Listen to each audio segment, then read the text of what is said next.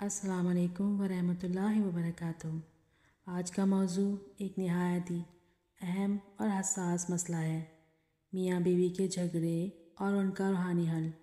अगर आपके घर में लड़ाइयाँ, तलखियाँ या बेसुकूनी है तो ये वीडियो ज़रूर देखें। झगड़ों की आम वजूहात। गलतफहमियाँ। अक्सर मियाँ बीवी में छोटी छोटी बातों को बड़ा बना लेते हैं। ईगो, अनहा, माफ़ी ना मांगना, बात ना मानना, ज़िद पर अड़ जाना। बाहर के असरात। ससुराल, दोस्त या सोशल मीडिया का मनफी असर। दीन से दूरी। जब घर में नमाज और कुरान नहीं होता तो शैतान कदम रखता है।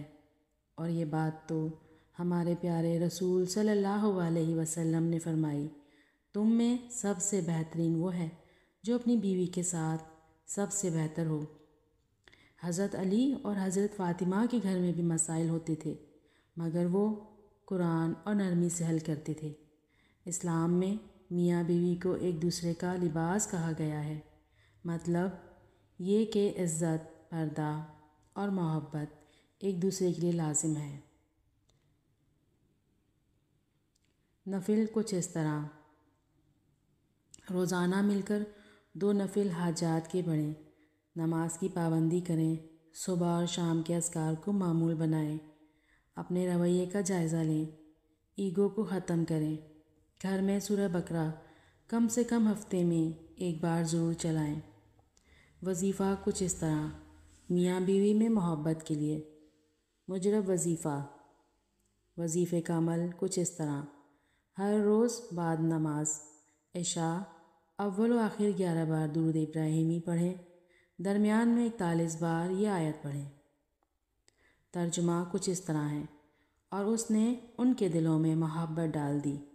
दिल में अपने शरीके हयात का तसव्वुर रखें और अल्लाह से दिली दुआ करें। इंशाअल्लाह 7 दिन में असर ज़ाहिर होगा।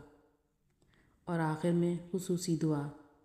तर्जुमा कुछ इस तरह, ए अल्लाह, हमारे दिलों में मोहब्बत डाल, हमारे दरमियान इस्लाह फरमा, हमारे घर को स्वालिहीन के घरों में शामिल फरमा और हमारे दरमियान मोहब्बत व रहमत अता फरमा। आमीन या रब्बुल आलमीन। अगर आपको ये वीडियो पसंद आई तो इसे ज़रूर शेयर करें ताकि और भी घरों में सुकून आ जाए। अल्लाह ताला हम सब के घरों में मोहब्बत, अमन और बरकत अता फरमाए। आमीन या रब्बुल आलमीन।